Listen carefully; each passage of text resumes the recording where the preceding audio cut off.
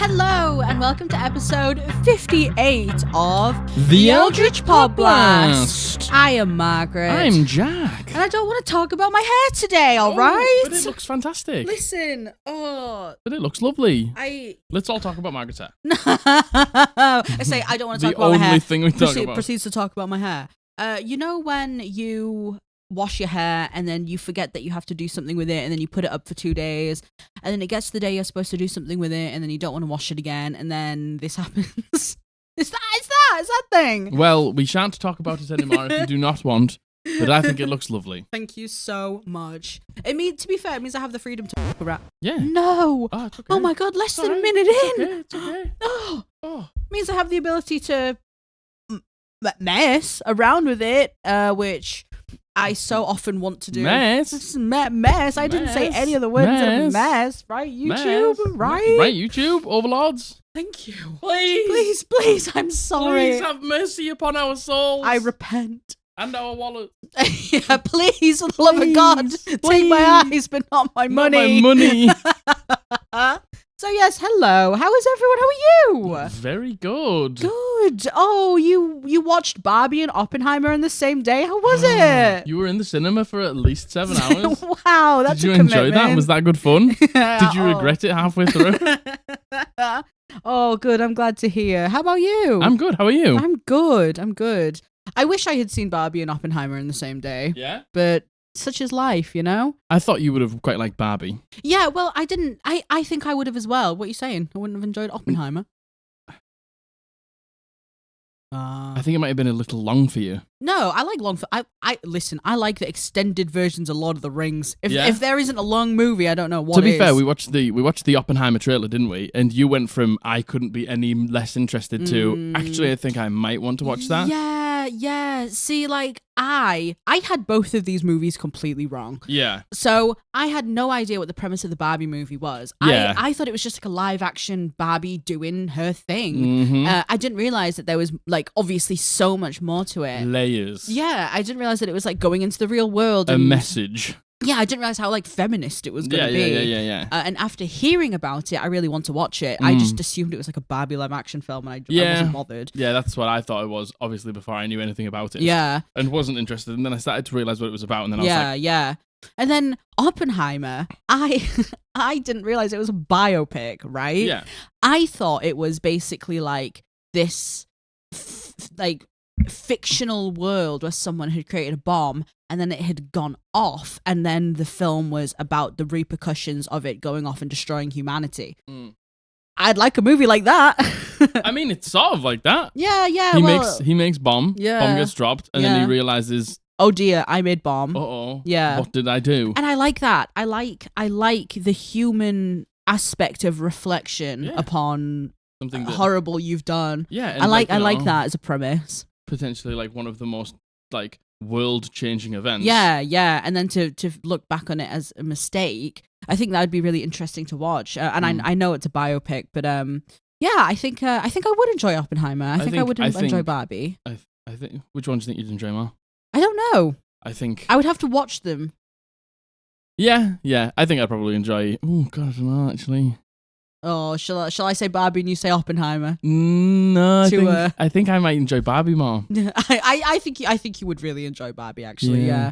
There's another movie. Oh my God, we're actually a film podcast. We're a movie. Did you not know? We are a movie buff podcast. We're a movie buff podcast. We talk about movies here. It's the movie podcast. It's the Eldritch Movie Blast. Yeah, that's what I heard. It's the Eldritch Pod movie. There's another horror movie out called Talk to Me, which is on by A24, and that looks really good. That looks awesome. There's a lot of things I want to go see in the cinema. Yeah. Problem is, hate going to the cinema. No, we like going to the cinema. We just like going to the cinema during the week when there's no kids there. And currently it's the summer holidays. Yeah. So it's I don't really want to go. A bit difficult to do that. I don't think any kids will be there though, because Talk to Me must be an 18 plus. Oppenheimer must be an 18 plus. I think a lot of A24 movies are 18 plus, actually. I don't know. Well, we should...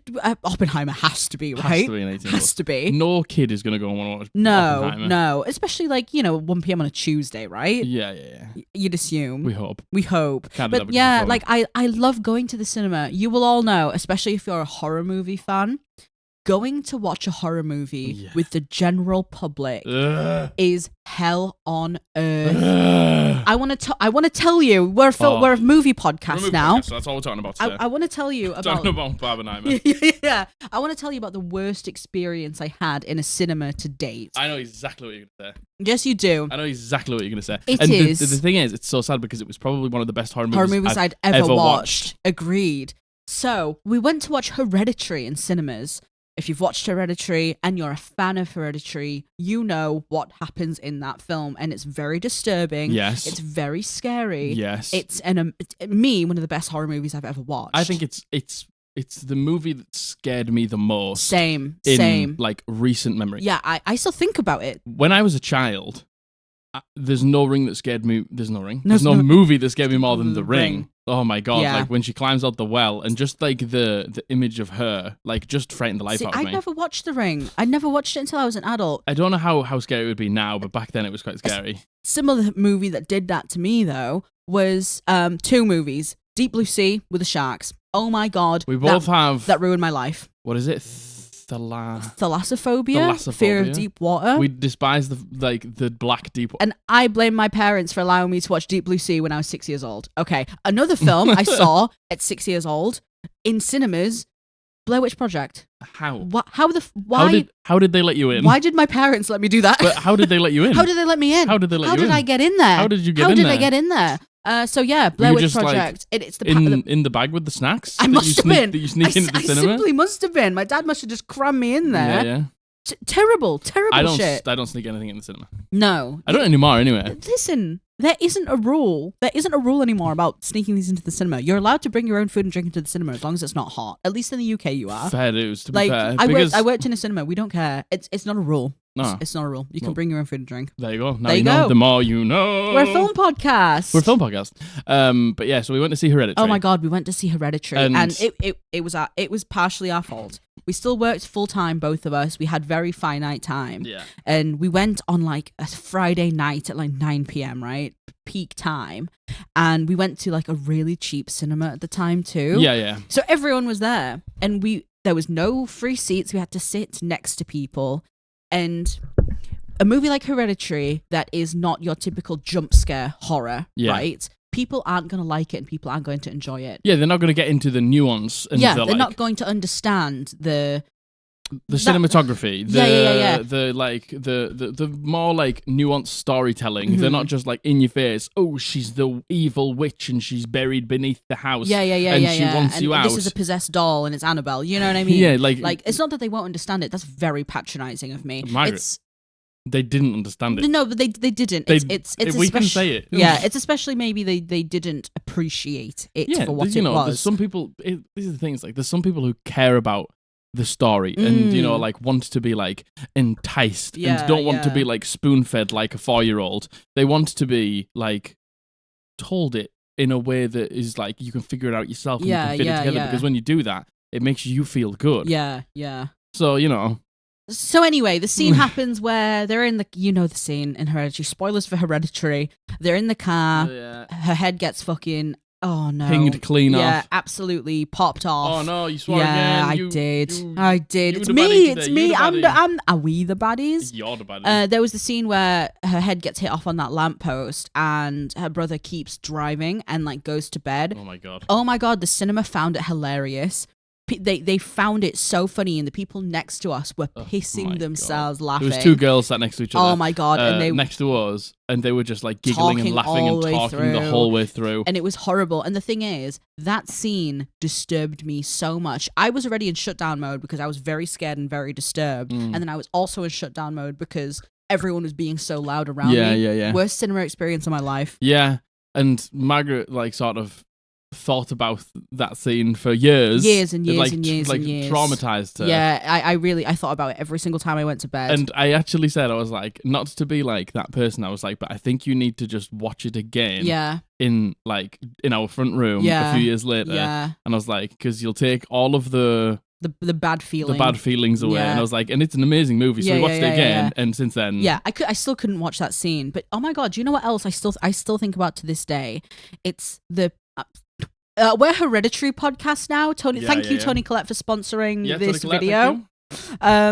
the scene where they're in the attic and then they find the mum's body in the attic, the Toni Collette's mother's body in the attic, and it's like old and weird and purple. Yeah. I think about that all the time, and I'm like, what if she's in my attic? all the time. The thing that got me, not the thing that got me, but my favorite bit was the bit where he's sleeping and he wakes up and he's having the dream, and she stood over the bed with the paint and the gas. She's covered in gasoline, and she's got a lighter in her hand. Yeah, and he's like, "What are you doing?" Yeah, oh my god, I love that scene so much. And the infamous sitting at the dinner table scene where she's screaming and she's like, "I give up everything for you." Oh man. But see, that was just great acting. Great acting. Toni Collette is such a fucking unreal actor. Oh my god, they were all unreal actors. Genuinely, the kids were so good in that movie as well. Like really great actors. Thanks, Toni Collette, for sponsoring today's video. Anyway. So. Yeah, how did we get there? You said, you went and watched Barbenheimer? Yes, I did. Sponsored by Barbenheimer. Sponsored by Barbenheimer. Thank you. Anything else? We've been playing World of Warcraft. We've been playing some World of Warcraft we've again. Been playing a little bit of World of Warcraft. Yeah, we've been enjoying it. We've been dipping our toes in. We haven't done anything new in Dragonflight yet, but no. Just going through some leveling stuff, feeling it again. We're still playing Valorant. Helping a couple of mates get up to like Dragonflight, so we can I've got a bunch of characters at 60 after Shadowlands. Yeah, so I'm just helping them get up to there, and then we're gonna level from 60 to 70, and then we're gonna start doing some endgame content. I think. Yeah. Start doing the raid and start doing the Mythic Plus again. Yeah. So nice. I'm enjoying it. It's good. I was like, I'm just going to level another druid tank because I know druid tank inside out. Yeah. And I was like, and it means people don't have to tank. Yeah. But one of our friends is quite a good tank, so he's been tanking. Yeah. And I tried to heal, which went okay. And then somebody was like, oh, I'm healing. So I was like, fine, I'll DPS. We have an overabundance of healers, which is very abnormal. Which is so strange. Yeah. But I'm so glad for it. Thank you, healers. Like D&D, most people don't want to heal. Don't want to heal. So, yeah, good times all round. Good times all round. I haven't really been doing much. We've been doing that. We've been trying to start with sleeping pattern out, and we're doing quite well. Yep, we're trying to incrementally. We're properly thinking about Patreon stuff now. Yeah, we think we've got the tiers almost sorted. Yeah, we've kind of been like talking about it, and then we were like, let's get the merch out of the way, and then we got really busy after that. Yeah. And now is the time where I think we're actually starting. We want to start putting things into motion. I think. And we've been saying it for months now. I know, but these things take time. You know, they do take time, and and it's purely because I know people are like, just take my money. I want to support you, and it's like, thank you so fucking much. Every single person who has that mindset, like, thank you. Oh my god, you are amazing, and I love you so much. Yeah. Because YouTube just doesn't pay particularly well. No, it doesn't. It never has. It never will. No. TikTok literally pays nothing. Nothing. Sadly. Yeah. So it is tough to make much money off it. Yeah. So I know that's why Patreon are a thing, because people still want you to do the content, and if they can support you even just a little bit, that's amazing. So we appreciate you, but we do just want to want it to be worth your money. Yeah, we want to make sure you're getting something back. Totally. Yeah, we want to make sure that you're definitely getting something. And the tiers as well, they're going to start from like really low, which is like £1 to £2, like up to potentially maybe just £10. I think. Yeah. But things, that's just how we've got it set out now. Mm-hmm. But they may change if they're like, we're giving too much for not enough money, or we're not giving enough for too much money. Exactly. We're just going to test it out, and you just pick which one you want and support the podcast as much as you like. And we appreciate it so much. And you don't have to at all if you don't want to. Yeah, you can just watch the videos. That's fine. Yeah, exactly. So I think it'll probably be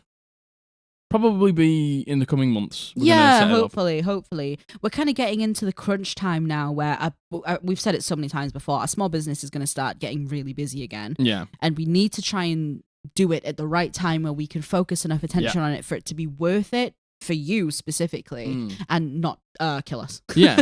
And every single person who comes to the Hellbound shop and buy something, just know that you're supporting the podcast as well. Yeah, you are. Because you all always make sure you leave a message saying, I love your podcast or something, because then I can know that you are. We can give you a nice little message back. You're a podcast listener. Yeah. And like that inadvertently helps us as well. Oh my god, you have no idea. Like, that is like a fantastic way. Oh, you have absolutely no idea. If you don't want to buy a t-shirt, or you don't want to support the Patreon, but you want something for your money, like you head over and get a notebook or some spell cards. Oh, here's some pictures of stuff we sell. Whoa. Everything is handmade by our nasty little hands. So you know that we've touched that stuff, if you can. We've touched it, we've breathed on it. Who else? Who knows what else? It's a mystery. Yeah, mugs, greetings cards, T-shirts, inspiration tokens. Do it all, baby. Dice bags, anything you want. Yep, we got it there. And that goes to us and Etsy. Yeah. But yeah, that's whatever. So before we get into topic, I have a couple of... We have some fan art to go over. Oh my God, we had some fan art in the last episode. We have some fan art in this episode. I love fan art. You guys are treating us. You're absolutely spoiling us. Did you know that? Too nice to us. Thank you so much. We do not deserve it. No, we don't deserve you. I'm just a little worm. I'm a little kobold. Please.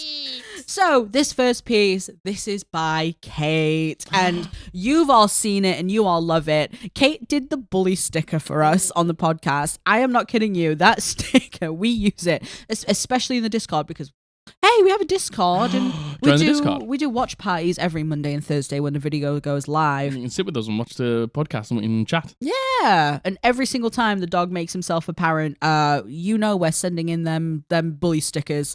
So first of all, thank you, Kate. That has been such an impact. And look at this. This was the picture for the 6 months. Yeah, she did like a render. I think it's called like a vector. Oh yeah, I don't know. Go on, Margaret. A vector. A vector render of picture that Kate did. I love it. It's so cute. I love it. You know what?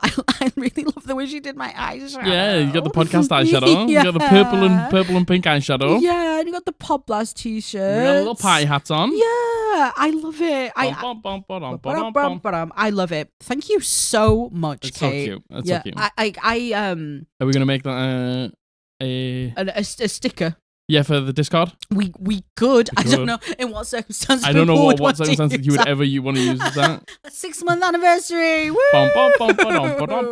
Thank you so much, Kate. I love it so much. You've done once again such a wonderful job. I don't know how you do that style. I really don't. Oh yeah, the merch looks great. The merch looks great. The merch does look great. I don't know. I really don't know how you've done it. Genuinely, I have no clue how you've done it. So strange. It looks amazing. It looks fantastic. Thank you so much, Kate, and thank you very much for the bully sticker before as well. We love it so much. Thank you, Kate. You're the best. You're the best. Woo! And then the next one. This is the cutest thing This ever. is very cute. So John is one of our resident DMs in the Podblast. John was the first DM to take up the mantle of DMing for a group in the Podblast. Yep, and now has a long-standing group. It sounds like an amazing time.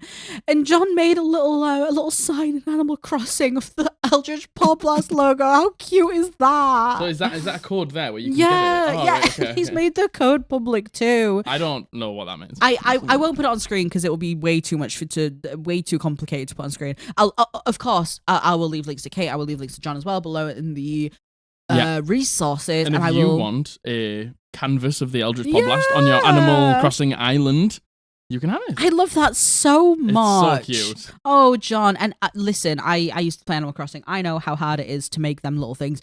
You are restricted to a couple of dots on a screen, and you've done a great job. It's very impressive. You've done a really, really good job. You can tell John. exactly what it is. It's very, very good. You can. You really can. I love it. Thank you. Well done, John. Thank you so much. Thank you, and thank you so much for the fan art. We are so spoiled by you. We are blessed. Did you know that? Hashtag blessed. Hashtag blessed. Hashtag blessed. Hashtag blessed. Hashtag live, laugh, love. Hashtag blessed. Barbenheimer. Hashtag Barbenheimer. Yeah, you know. Hashtag Tony Collette. Hashtag Tony Collette. Hashtag ban normies from the cinema. Yeah. I want to bring that hashtag into the mainstream. Yeah. Hashtag ban normies from the cinema. Yeah. Why do I hate normies so much? I don't know. I hate normies too. God, man. like just like such a debilitating hatred yeah, for normies. I know. I hate normies as well. They suck. Boo. Boo. So, as you can see from the title and the thumbnail, you clicked it, you're here, you know what we're talking about. We're doing some advice submissions. I didn't know. I know. I led you on by pretending we're a movie podcast. Yes. And now I've blindsided Hereditary you. podcast. Yes. I'm Tony Collette. You are Tony Collette. I've blindsided you, and I deeply apologize for that. But we're doing some advice submissions. We're doing a couple of advice submissions. A couple of advice submissions. Jack put this script together, so I did have put the no script idea together. what these are. I So did. if I'm reading particularly stranger than I normally Watch do, them all be DM centric advice submissions. and me just sat here like, I like Hereditary. I like Druid. I like the Druid. I like the Moon Druid. It's going to be soon, and we're going to be leaving the Moon Druid. Yeah, we are. Oh my God, we have Our friend Matthew, he's going on holiday in like 5 weeks now, so we have to get it finished in 5 sessions. Which I think we will. I think we'll get it done in maybe 3. Yeah, 3 or 4. because he goes away for like 2 weeks, even though, to be fair, we were going to have it organized so he technically would only miss 1 week out of it. But it would feel real bad to have to take a break. Like, we're already close to the end anyway, so I just thought, instead of like faffing around and fucking things up, like, we're on the lead up. Yeah, we're on the final stretch. Let's just be concise and get it done before Matthew goes away. Yeah, and we'll talk about that more in Monday's episode. It doesn't feel rushed or anything. No. I'm just excited. Me too. I'm very excited. And I'm excited to just start playing some D&D. Yeah. I love dungeon mastering. It's a passion of mine and a love of mine. But fuck me, am I ready for a break? Yeah, I bet you am. I feel like this one in particular, because in your personal life you have been so busy and you've had so much work on, and we essentially work the equivalent of 2 full-time jobs now. It has been a lot for you. Yeah, it has been a lot. Like, more so than it ever has been. So yeah, you deserve a break. I do. You do. You're right. I do. You do deserve a break. I did sit down the other day and think about my entire next campaign. Yeah. Which is in my head already, and I think I have it. I think I have the premise of it there. Yeah. So I'm excited for that. Yeah, we'll talk about that more on Monday, though. We'll talk about all of it more on Monday when we give you the campaign update. Yeah.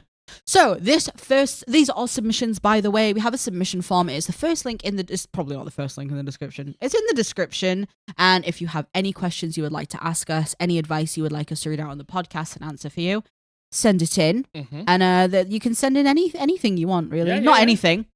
I know you. Not anything. No, not that. No. Send in your advice questions and your horror stories, etc. Thank you. And obviously today we're doing advice, which you can do as well. Yes. So this first one has been sent in by Knox, and they go by they, them. Thank you, Knox. Thank you, Knox. Thank you. Podblast and Knox. So, how do I ask my friend to stop targeting me in her one-shots without ruining her confidence as a DM? My group has been playing for about a year, and before that we were completely new to D&D. I was our DM, but I had to take a break for some mental health stuff, so a couple of other members have stepped in to run some games in the meantime. Understandable. The friend in question has run one shot for the main group, one win. And then 2 other one-shots with smaller groups / additional friends, and I've played on all 3 of these, and every other one, it feels like I'm being singled out. The first one, my first time ever as a player, an NPC dropped a coin, and when my barbarian handed it back, the NPC immediately took a dislike to him and never got over it, leading to snarky remarks or attitude when my character would chime in. Okay.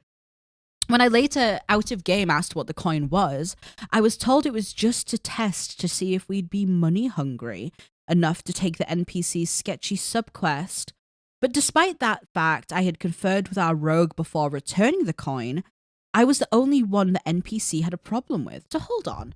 So the NPC dropped a coin and they picked it up and took it back to them. They gave it back to them. And surely that suggests you're not money hungry, right? Yeah, that's what I didn't understand. Like, first of all, that shows that you're not money hungry and you're willing to do the right thing and not keep the money yourself. But they're like, seeing if you were shady enough to take the side quest, surely that would make you not shady and not take the side quest. Even if you took the side quest, like, I don't. Why put things in to mess with your players? Exactly. The next one, I played a cleric where 2 of my 3 attack spells did necrotic damage. Necrotic. The necrotic damage. We only target the neck. Except all the monsters were immune to necrotic, and the entire thing only took 1 in-game day, so I couldn't prep any new spells. Now, I know that the dice are also somewhat to blame because she was just rolling really well, but I had wasted most of my spell slots trying to hit a Banshee with the only attack spell I had, only for them to have to make the save every time, to the point I literally said out loud to my group, I just don't know what to do now. Nothing I do does anything. When my next combat turn came, it sucked. I feel that. She also made a drunken comment recently about having to nerf my cleric because she was still so strong at level 1. So now I'm aware that 1 at least was actually on purpose, despite her not explaining to me and not understanding why she thought she was any stronger than any other members in the party. Sorry, this is quite a long one. Yeah, it is, yeah. Especially when she had specifically asked me if I was willing to play a cleric so the party had a healer. In the most recent one, I played a druid and in combat was blinded by a spell, meaning I couldn't cast hardly any of my spells that required line of sight. And when I asked if I could wild shape and smell the attacker to just roll a melee attack flat instead of with disadvantage, I was told with no additional reasoning, resulting in me being unable to do anything for multiple rounds of combat. I think that's really clever. Being like, I'm blind, I'm going to go into something that has keen senses of smell. Yeah. And because the thing is, your smacky melee attack isn't going to do much damage. Yes, so you're just trying to do especially something. if you're not a moon druid. Yeah. Also, this isn't a 2-person party. She knew I was getting annoyed and even commented saying, "You're really mad about this blinded thing, huh?"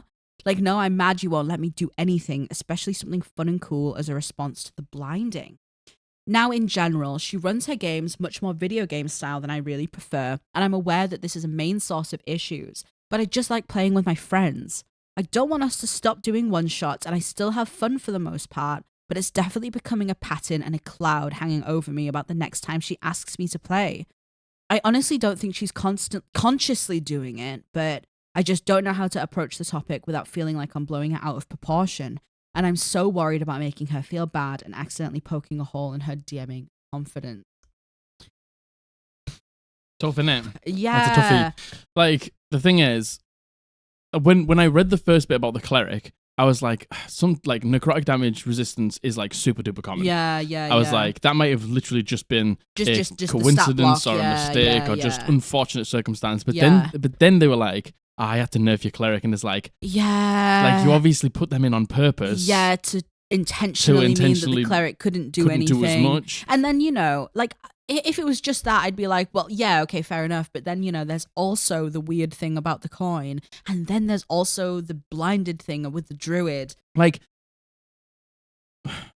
the thing is, right, when you're DMing, you walk a fine line between giving your players a challenge to overcome and making it too easy. Yeah. So I think, like, for me, I'll put something in that is like quite obvious for like one person who might struggle with this combat. Yeah. And I'll cycle through you. So you just can't sit in your, I do this one thing and I do it every combat. It's because then that becomes boring for you. Yeah. So if you get challenged, you're like, right, I have to think outside the box. How do I play this instead? Yes. Yeah, definitely.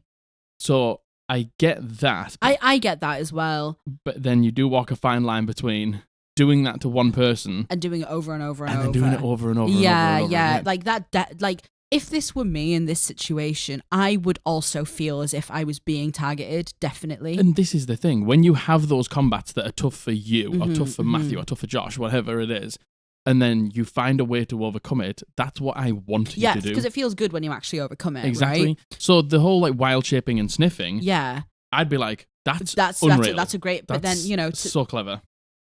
Like, the not even allowing, like, the different, like, not allowing the workarounds for it to work. Yeah, that's exactly. where it becomes like you're just making it difficult. Yeah, definitely. You're not rewarding creativity. You're not rewarding somebody thinking outside the box. Yeah. Finding a different way to play, because you build a character to play it in a certain way. You do. That's of course. That's how D&D is. Yeah. So, like, that was such a clever workaround, and for that to not work just feels fucking bad. You know what? The fact that the DM was like, "Oh, you're really mad about this, huh?" And it's like, Knox said it perfectly. No, I'm not mad about the blinded thing. That probably would have happened to anyone. I'm mad at the fact that you're not letting me do the cool thing. You're not letting me try to even work around it. Yeah, that's the issue. You've basically said you're blinded and there's nothing you can do. Yeah, which feels so bad. So fucking bad, because it's like, I do try and tend, we've said this before, trying to stay away from things like paralyzed and stunned. Because, you come to D&D to do a cool thing with your go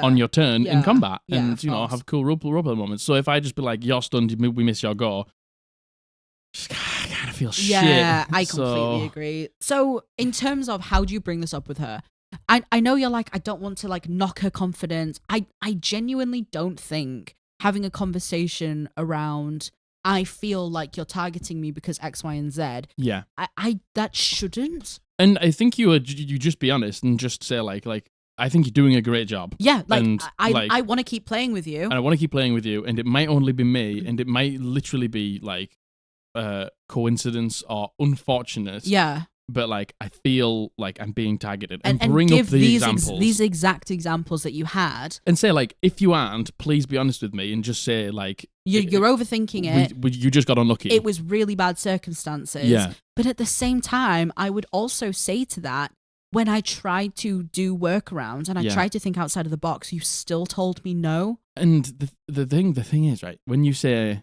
I had to nerf your cleric, it's like, talk to me. Yeah, tell me. You have to tell me. If my cleric is overpowered in your eyes for whatever reason, tell me. Yeah, tell me. We can figure it out together. Yeah. Because, there's nothing in this game, genuinely, apart from maybe a handful of subclasses that can't be handled quite well. Yeah, I completely agree. And, those ones that are really, really, really, really tough can be handled quite well. You just need to, like, have the nous as a dungeon master on how to do it. Yeah, and say as well, like, you didn't explain to me why you thought it was overpowered, so I don't understand, and to make sure I don't do it again, could you please just tell me? And going forward, could you please just tell me if you think I'm too powerful? Yeah. Because we can work something together. Yeah, 100%. Like, I think you just need to... You need to ask for the communication lines to be opened. Yes. And you need to make it clear, like, I love playing with you. I want to keep playing with you, and this is why I'm having this conversation. But I just don't want to feel like this anymore. Yeah. And is there like something we can agree on where if this happens again or it's going too far, I'm feeling like this, I can come to you and talk to you and it's going to be okay. And I'm not going to hurt your feelings in return. Yeah, because like that's the last thing you want to do, and that's why you've put in the submission, because you're literally saying like, how do I go about this without upsetting my dungeon master and knocking their confidence? Because it is like you can take hits as a dungeon master. Oh, totally. Like to your confidence. Yeah, of course you can. And because like dungeon mastering is such a sensitive thing for a lot of people, because you are like the leader, you are the one that everyone's looking at, you are literally like the dictator of the fun most of the time. Groups can make their own fun, but when they go on the adventure, it's you that has it planned. So it is a big thing, and the fact that you don't want to knock your dungeon master's confidence is good. No, it is a good thing. The fact you're thinking of it, and you're right, she might not be doing it consciously. She might not be. It might just be unlucky. It might just be unlucky, but like you need to find out if it is unconscious, subconsciously, or if it is on purpose. Do you know what I mean? I do genuinely think that your dungeon master should have let you sniff out enemies, and do you know what I mean? Like your dungeon master should allow you to have clever workarounds for problems they put in their way. That's the point of the problem. Yeah, like I would specifically mention that the fact that they did this to you and it felt like it was set in stone, you couldn't do anything about it, and that's just not fair. It's simply not fair. I agree. So I think just you know what, this could probably apply to 99.9% of these submissions. Right? It's always the thing, but it's like, how do I, like, you've done most of the hard work. You don't want to upset your dungeon master.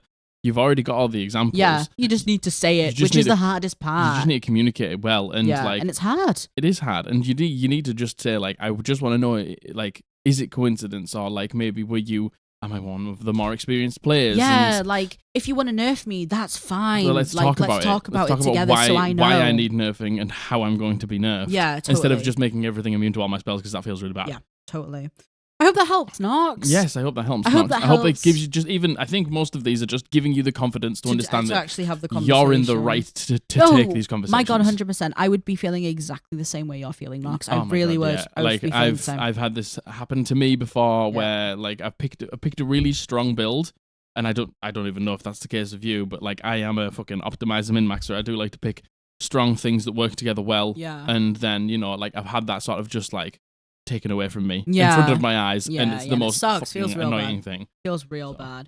So thanks for your submission, Knox, and thank you for your submission. Cheers, Knox. Okay, number 2.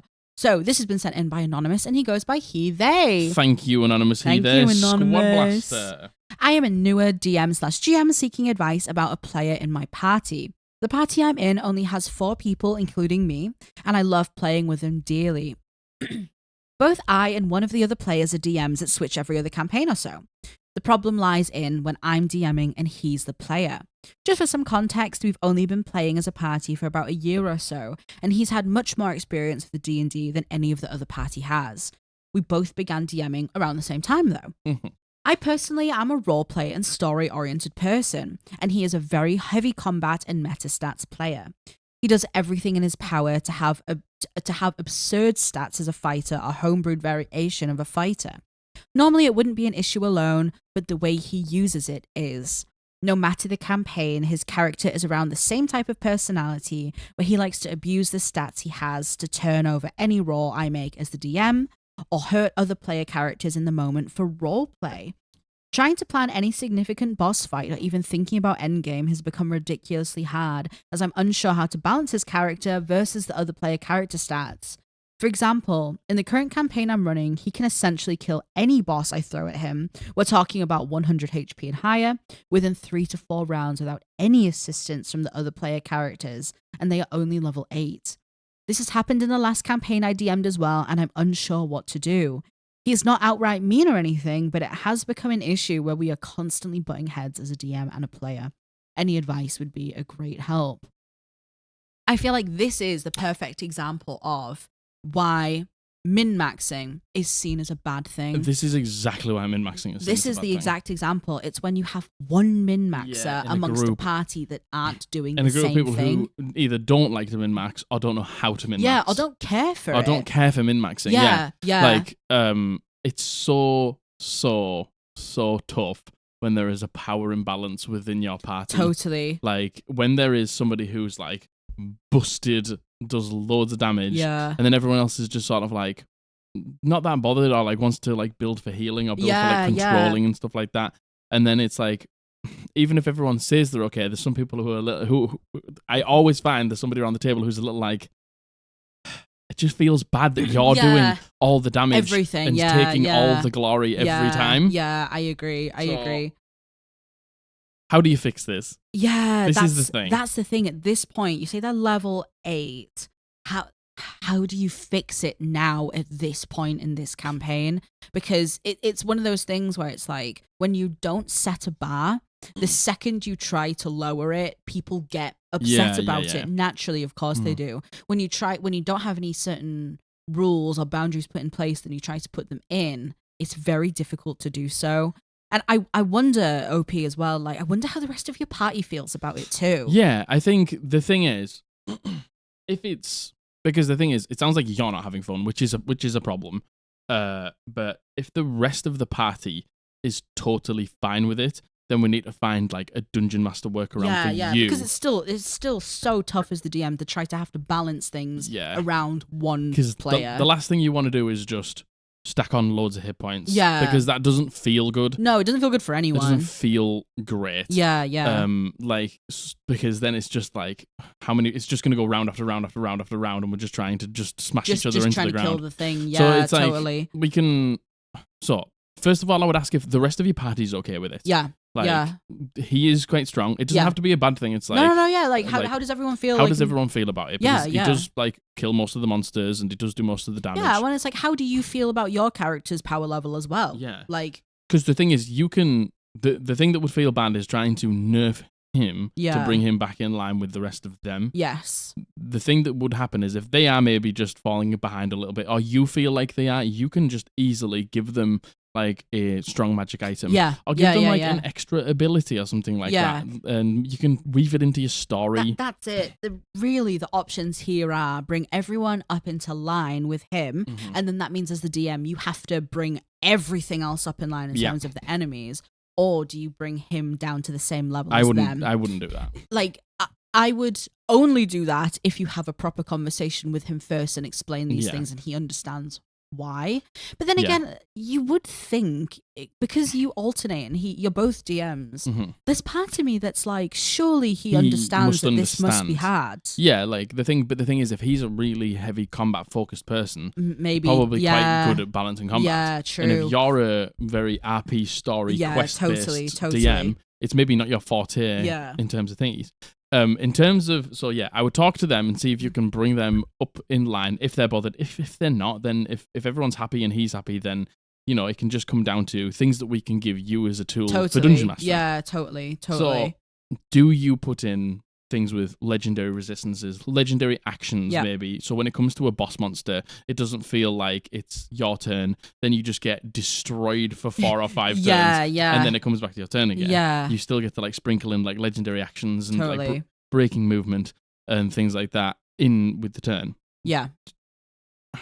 Do you have minions? Like, how are your maps built? Is it tough to get to the the boss. Do you put in a separate objective within the fight that the other players or he has to do? Yeah. That means that there's someone out of the fight and then the others can do the thing, or vice versa. You put something in for the others to do, so they feel like they're contributing and they're helping without having to do the damage. Minions, separate objectives, the way the map is built, so it's tough to get to the BBEG, especially if he's a fighter. Yeah, if he's a fighter, maybe put the enemy way out of melee range. Up on a cliff and they're just casting down spells and he needs to find a way to like climb up, or does he need the spellcaster to like cast flying him and stuff like that? You know, like if you make it difficult without just stacking hit points, that's when combat begins to feel really rewarding. Yeah, definitely.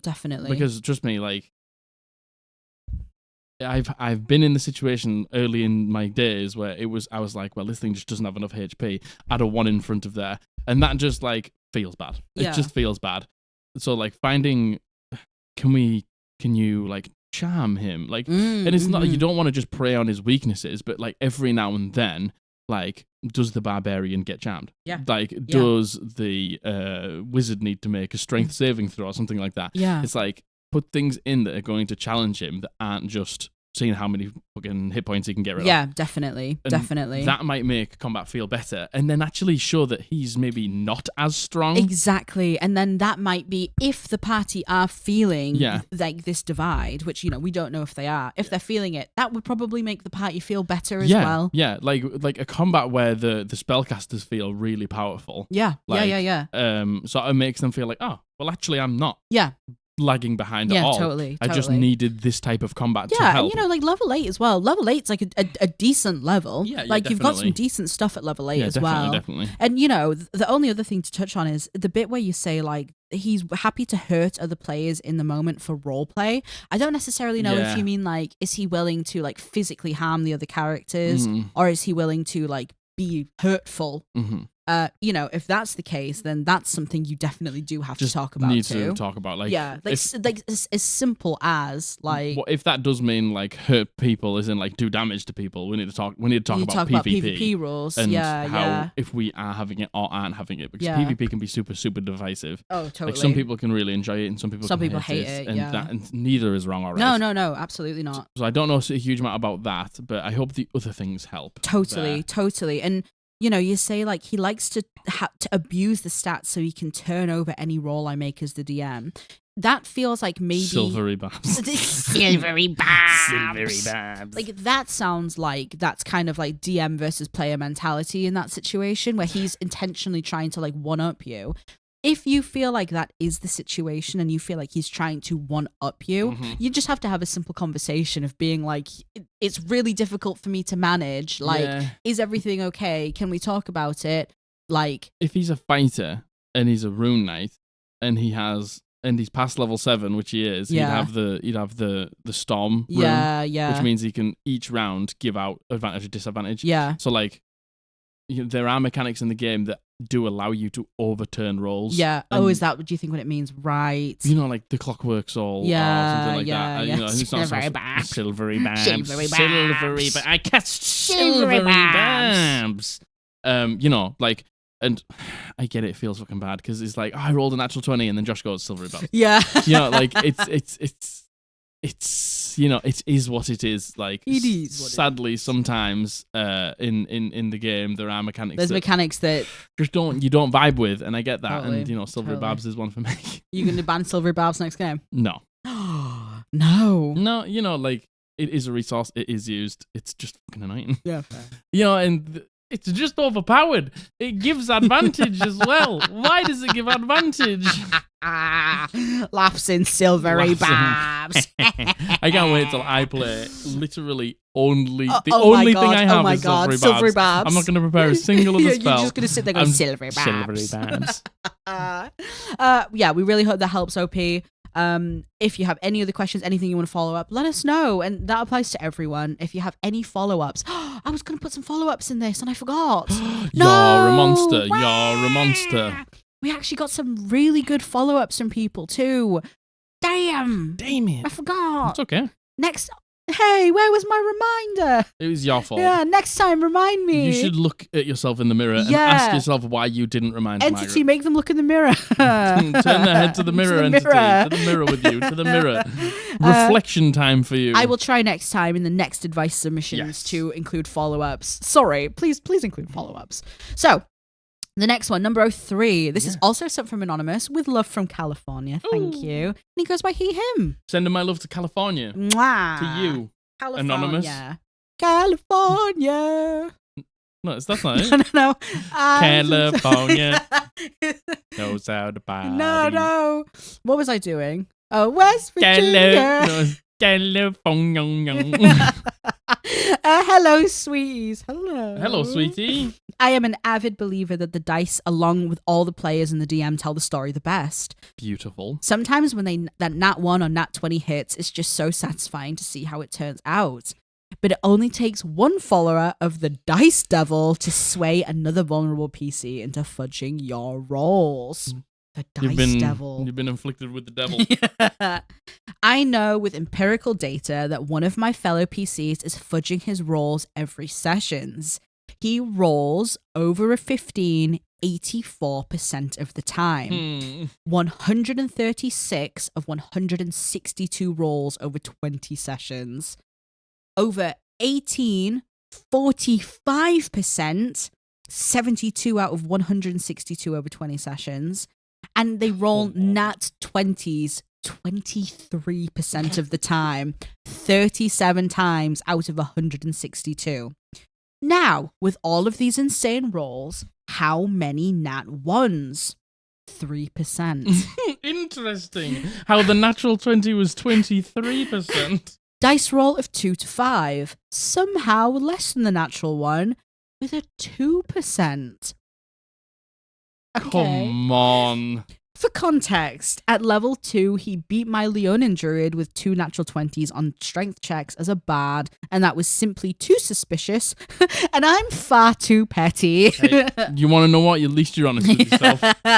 Do I call him out with my frequency chart of all his dice rolls? First of all, love the fact that you are making a frequency chart. Like, the thing is, right? Listen, the numbers don't lie. Look, the thing is, normally I'm like, why are you doing this? You care too much. Yeah. Normally. But then I look at the numbers and I'm like, that's shocking. That's absolutely shocking. The one that I just can't believe is over a 15.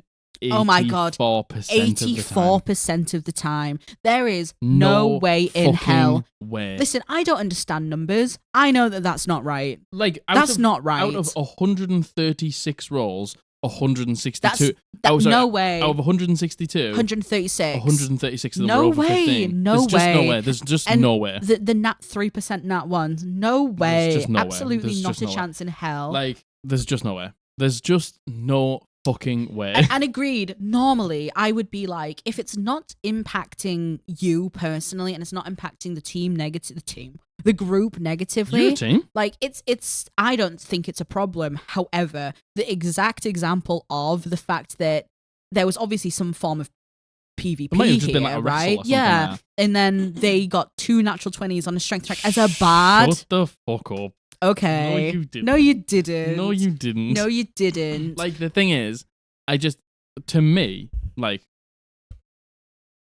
cheating in a game where, like, the dice tell the story is literally pointless. Yeah, like, pointless. It's like, why are you playing a chance-based game with dice? Because the thing is, right, you have modifiers, so the things that you're good at, you're going to be good at anyway. You're going to most of the time succeed. Yeah, especially at higher levels. That's the point. And so it's like, why do you play D&D? Agreed. Like, what's the point? Like, it's like that thing where if you have everything from the start, why would you want to do any more? Like, why do you want to succeed all the time? Why? And to be honest, OP said it perfectly. Like, sometime when the nat 1 of the 20 hits, it's amazing. It's amazing. Agreed. Like, and the laughs and the jokes and the good times 100%. that can come out of the natural ones. Yeah, oh my God, 100%. Are just so good. Totally. I just fucking don't see the point in playing D&D. Me neither. If you only want to succeed. Me it neither. is not a game of succeeding. Yeah. So OP. I love that. I'm just too petty. Like, I love that for you. Do you know what? Do I call him out with my frequency chart of all of his dice rolls? No. I think there's a few things that have to be processed first. I think there's a way to go about this that doesn't feel like you're a fucking cheater. Yeah, totally, and that doesn't make. I know that you're saying you're being petty, but that doesn't make you look like you're being nasty and not petty. Yeah, like the thing is, it's like you can be fucking pissed off that someone's cheating at your table. Yeah, I would be. If someone was cheating at my table, I'd be fucking pissed off. Totally, I would be. Yeah. If anyone cheats in a game that I'm playing in, I'm gonna be pissed off. Yeah, I agree. Fucking annoying. I totally agree. So I think the first things you need to ask yourself are: is this to the detriment of the group? Has everyone noticed, or is it just you? Obviously, because I know you have the frequency chat, right? Like, is it to the detriment of the group?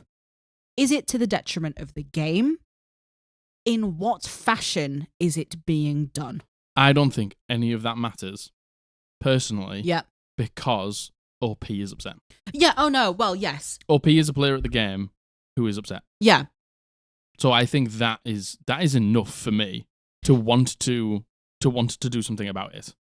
See, yeah, I agree. Talking about someone else, if it were me, I would be like, well, I always look at things pertaining. Oh my goodness. She's wrecking the joint. She's rioting.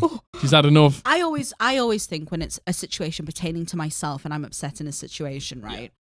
How much does the impact of this one thing affect everything? Yeah. And I normally base it off, if it's affecting everything, then yes, I should say something. If it's just me and I can just look past it because it's not that much of an impact, I won't say anything. If I look at it and I go, it's not impacting anything else, but if I don't say anything, it's going to kill me, then I will say something. Yeah, Do you know what I mean? I think obviously OP's at that point. You don't make a frequency chat if you are. You don't make a frequency chat. If you're not at the point where you're like, I can't take this anymore. Yeah.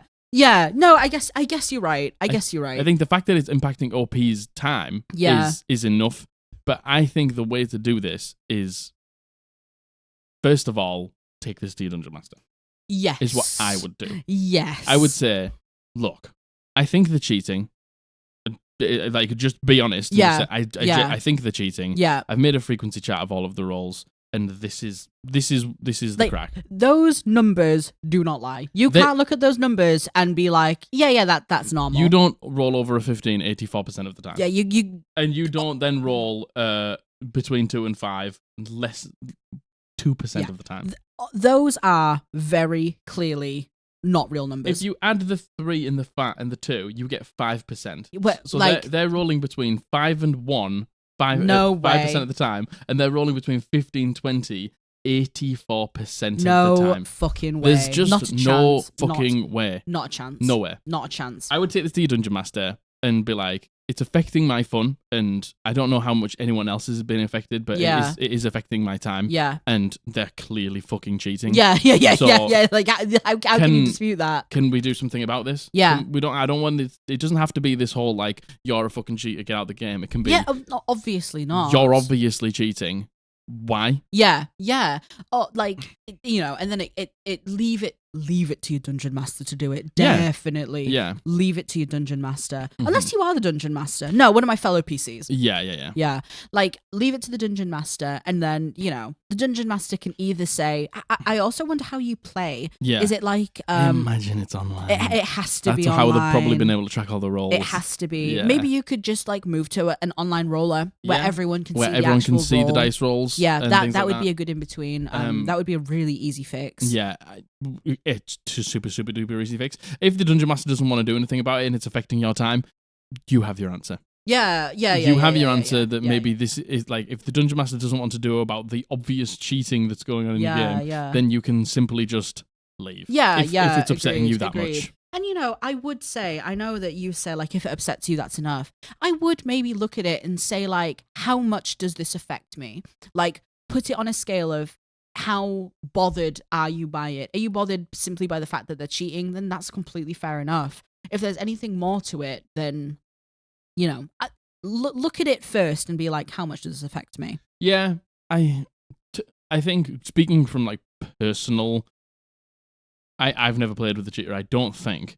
No, I don't think... No, we've never played... I don't think we've played with a cheater. No, we've never played with a cheater. Like, I think if this was to happen, Like seeing someone constantly succeed all of the time feels bad. Yeah, feels fucking really bad. Yeah, agreed. When you are taking the L's, especially if there's like this character moment or this big story moment, and you do roll a natural one, Yeah. and you know you have to take it on the chin, and you have to accept that your failure and something like that. Yeah. And then you're just watching somebody over the other end of the table be like, oh look, that's 20. that's another natural 20 Oh, it's definitely over 15. for It's this like 37th time. it's like that feels shit. Yeah, it does feel bad. That feels shit. And like I completely understand if you would just want to fucking get out. Personally. Yeah. Personally, I understand. Yeah, again, if it wasn't changed. I feel like we process things differently, and that's Yeah, probably no, why I you agree. could see a very difference in opinion on how we think to deal with exactly. this. Like that would drive me up the bend to no end. Yeah, where I think I could quite easily just look past it if I wanted to. And I couldn't. Yeah. And you know that is two difference of opinions there. Yeah. And like I think you just have to look at yourself and be like, who are you? Are you Margaret? Are you Jack? No, that's a terrible scale to put things on. Are you Margaret? Or are you Jack? No, because the thing is, it's like no. I understand. Like to you, it's like to me in this situation, you make this because you're sick of it. Yeah. Already. Yeah. So I imagine you're probably going to be on my side. Yeah. But at the same time, like maybe you haven't asked yourself. So Yeah, in that moment, I don't think there's such thing as like a side though. Like No, you know, like not no. your side or my side. no, but it's like which way are you going to look at the situation? Yeah, because, yeah, like, yeah. It's not a side. No, that's the wrong way to describe this. Like, yeah, have you done what Margaret would do and just think to yourself for a second? Do I actually care? Yeah. Because you might find that you don't. Yeah. And But I guess you're right. You don't make a frequency. that's the only thing that's getting me. If you're not bothered. You don't make a frequency chat and put a submission into a podcast if you're not bothered about it. So you know, like yeah, I'd love to see the frequency chat. like Opie, hit me up with a frequency chat. talk to your DM, have your DM sort of, you know, like make the suggestion of maybe we need to make the rolls like so everyone can see them. Yeah. And if not, you know, like if your DM does nothing about it, doesn't believe the cheating, doesn't care, you what? Is that thunder? I don't know. Sorry, I think there's thunder. That's okay. I think I'm making it up. If they don't do anything about it, if they don't care and it still upsets you, you can just find another table. Yeah. Like, Totally. You know, I don't want that to happen to you if you like this table, but you know, like if the frequency chat's enough, then we know where we're going. I want to only correspond in frequency chats Look, going forward. I only want to correspond with frequency chat. Only send me a frequency chat. Don't hit me up. Send me a frequency chat. If you put in a submission, it needs to a have frequency chat. You've set the new standard, OP. It's a frequency chat. Thank you very much, OP. I hope that helps. This is a podcast about frequency chats. Yeah. This is a frequency chat podcast. Did you not know? Oh, did the film stuff throw you off? Understood. We actually have frequency chats about films we watch. Yeah. Genre of film. Okay, this next one, number 4. Yeah, baby. Has been sent in by Anonymous, and they go by they, them. Thank you, Anonymous. Thank you, They, Anonymous. them. Squad Blaster Anonymous. So I have been considering a new house rule for my campaigns, and I wanted an opinion from more experienced players. I'm proposing a super critical idea for saving throws. Basically, when a PC rolls a natural 1 for a saving throw, they would take double damage. But if a PC rolls a natural 20 for their saving throw, they take no damage. Obviously, this would be something I discussed with my players ahead of time, but what are your thoughts? Is this a rancid idea?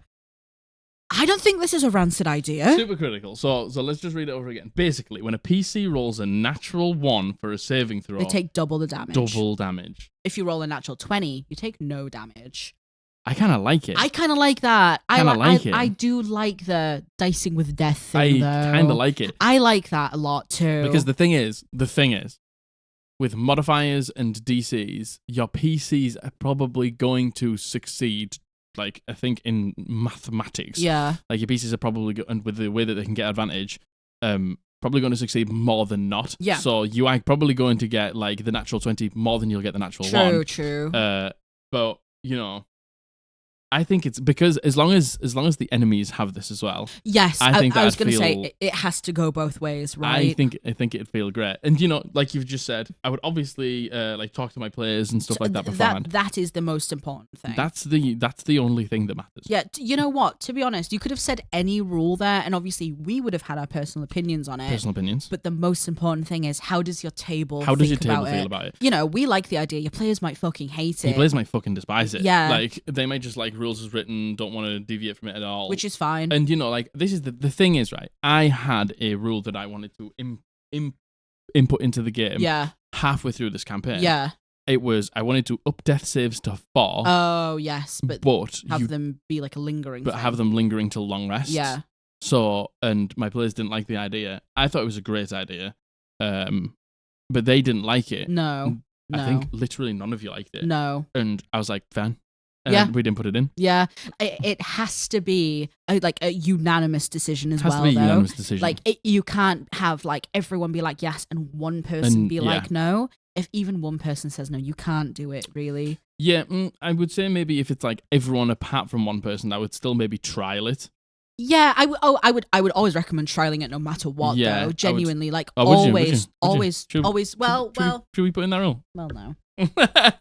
Well, not if everyone says no. Not if everyone says no. If everyone says no, there's no point in trialing it. But if it's like something that's like a 60-40 split, yes, then it's like, well, let's give it a go for a couple of sessions until it like plays out in the game. Yeah. And then if we don't like it, we can vote on it again. Then you can review it and see how it works. Yeah. But I think that's a really cool one. I really like that. I think I would like that. Yeah, so natural 20s, you take no damage. Yeah. I think that's kind of cool. Yeah, it means, again, it's just that dicing with death thing. You take the risk, and I like that. I love the risks. Yeah, in D&D. And rewarding a natural 20 for saving throws also feels good. Yeah. And punishing a natural 1 sort of feels bad, but you get the good side of it as well. You get the good side, and especially if enemies have this too. Yeah. Like, especially, like, I would definitely say make sure that enemies have this too. I would definitely say enemies have this too. Yeah, totally. I love that. I love that. I think feel it's like a great that's quite dynamic as well, in a moment where, like, for example, your enemies have it, and then your players cast a spell, your enemy gets a natural 20, and then maybe that's one more round that enemy lives because of the natural 20. Yeah. Vice versa. If they get the natural 1, they're dead in the ground. Yeah. That's cool. I like that. Yeah, and, like, you can't critically fail or succeed skill checks or anything like that, but, you should, I think, you can critically fail and succeed on attack rolls. Yeah. So why not saving throws? Yeah, I agree. I like that. And that's not a rancid idea at all. I don't think so. No, not in my opinion, but do check with your table. Yeah, I think you're already going to do that anyway, OP. I kind of like it. I like that. I like that. Yeah. I don't have my gavel. I was going to not rancid. Restful. Rancid? No, I said rancid, but I meant restful. But they even said rancid. This is a rancid. Anonymous, you're rancid. No, you're not. You're very restful. That's a really great idea. Yeah. And as long as you implement it in the right way, I think you're going to be gravy. Let us know how it goes, OP. Let us know. Let us know how it goes. And then I'll forget to put the updates in the next episode. Nah, you won't. So, this next one, number 05. Number 05. It is by Anonymous, and he goes by he, him. Thank you, Anonymous. He, him. Thank you, Anonymous. Squad Blaster Anonymous. I am the forever DM for my group, which I am fine with. I love DMing. And I have recently some of my friends found out that I am a DM and asked me to run a game for them. I agreed, and I let them make whatever characters they want within the stipulation that if it is homebrew, I need to take a look at it first to make sure it's okay. The problem came in when I saw their alignments. At least half of the group. No! Half of the group. No, not group. Anything but the group. Anything but the group. At least half the group chose some sort of evil alignment, whether lawful, chaotic, or neutral. I never have to worry about my normal group doing this, so it didn't even occur to me to ask them not to play evil alignments, as I find that particularly difficult to run. Mm-hmm. In the past, I've had players turn on the party because of their alignment, are working against the plot because that's what their evil character would do. But as I didn't see their alignment until after we had started, it feels wrong to put that limitation on them after the fact. So my question is there anything I can do without asking them to change their characters, or should I just throw away my plot and let them do what they want? The part I love about DMing is telling a story where my friends get to be the heroes and save the day, which probably won't happen in this game. Sidebar. Oh, they are already a little too murder hobo-y and have killed off an important NPC just because. Oh, so, no. Like, when I was reading this, I was like, yeah, there's loads of things you can do. And then I saw the last bit, and I was like, okay. Man. But there's still things we can do. Yeah. There's still things we can do. And you know what? I was going to say, like, just because they're evil doesn't mean they're murder hobos. Yeah, I was going to say that as well. Stinky. Sorry, we clapped out, and I can't remember what we were saying. No, we were about to start making the points. I think I was calling it stinky. Stinky. Man, okay, So- I'm sorry, that sucks. So. One thing that you can do, one tool that you can use, you can flex them DM fingers, as we've had somebody say before, Yeah. is you can do something. If they've killed an important NPC, if they've murder hoboed themselves into the first sort of few sessions, you can begin now to have them see the repercussions of their actions. The real life implication. Not real life, but in the game. The in-game implications. The real life implications. Did the NPC have a family? Yeah. Did the NPC have children? Were they someone important? Were they somebody really important? Mm-hmm. Was it like the consort to the king? Yeah. And now they've gone missing, and they're sort of like, we've got ourselves in massive fucking trouble here because we aren't thinking about what we're doing, and we're just killing people. Yeah. Like, can you flex them DM fingers and make that happen? Yeah. Second of all, what you can do without telling them, like, change your alignment, is simply just say, just remember, there is a story to be told here that I am going to tell through NPCs, and this is a collaborative storytelling game. Yeah, and the thing is, I think that the hardest part is half the group, so the other half are playing not evil characters. And again, the thing is, like, the point I was going to say was you can be an evil character and not have to be a murder hobo. Yeah. Obviously, some of these people are taking it the other way. Yeah. Like, how experienced is this group? It sounds like they're brand new. They run a game for a bunch of their other friends. Yeah, and then some of their other friends who don't play D&D realize that they are a DM. Like, honestly, maybe this is a situation, a case where, because they're new and they've seen alignments and they feel like they had to pick one, they just picked one not really thinking. And this is a super common thing for new players to do. Very common. New players get their heckles up. They see evil and they're like, oh yeah, I'm gonna do that. And they don't realize, like, you can play an evil character and it not be murder hobo. Like you said. Totally. You can play an evil character like really well and really nuanced. Yeah, and still have friends and still care for people. Yeah, 100%. Like,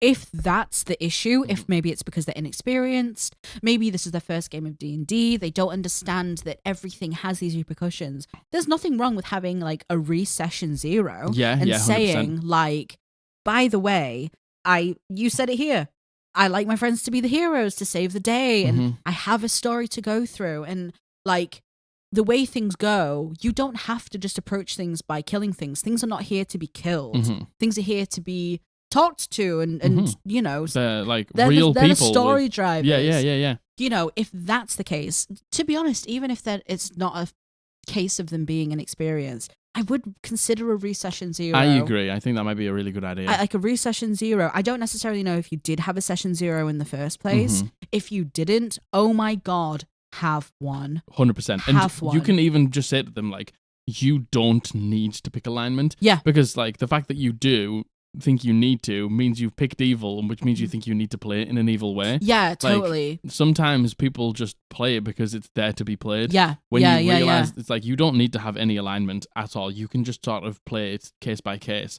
I like this person today. I don't like this person today. Oh, actually, I hate rich people. I've changed my mind. I like rich. You can play it however you want. Yeah. But the fact that alignment was there to be picked, I'm telling you, most new players pick evil. Yeah, because of course you do. Because it's edgy. Because it's edgy, and you want to be that morally great. Of course. But it's hard to play because some people just don't understand how to play it. Exactly, and you don't understand the fact that there is different ways to play it, which, you know, that's just an experience thing. Yeah. Like, you can do it through storytelling, like I said. You can show them the consequences to their actions. You can tell people that, you know, like, these people aren't there to be killed if you want. Or you can talk to, like, do what Margaret said, and have a re-session 0 and talk to them about it. I would also talk to them privately, individually, and say, I've noticed you've picked this alignment. Like, let's work through your backstory and let's work through your character and tell me, like, why they would be evil. And, like, what evil means to you. Yeah. Like, that's another way to deal with it 100%. as well. Like, Yeah, I would recommend both of them. Yeah. The kind of you saying, like, it feels bad changing their alignments now. Like, does it? Yeah, like, does it? They didn't know, so yeah. Does it? You know, on the basis that they are inexperienced. Like, if they are experienced players and they intentionally pick these, then, you should then it's a different, you should ask the question, why did you pick evil? Yeah, and why are you killing all my NPCs? I think you kind of asked us the question, should I throw away the plot and let them do what they want? First of all, no, but also ask them that question. And also ask yourself that question. Yeah.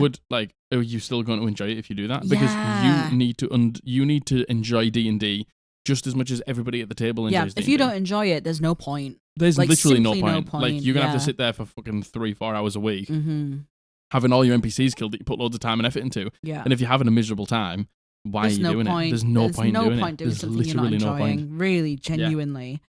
So, yeah, I would say 100% have a recession 0. 100%. If they're inexperienced, talk them through it. Yes. If they're experienced and they've done it, ask them why. Yeah. And then explain to them exactly how you feel. Explain that, like, okay, you killed this NPC off for kind of no reason. In my world, the NPCs are there to serve you and to help you and to push the story along, and you need to respect that because it feels bad for me 100%. when you're doing this. Yeah. I think that's how I would do it, 100%. at least. Go for it. Yeah. Oh, OP, I'm sorry. That's annoying. There was quite a lot there. There's many ways to attack this. You are not stuck. No.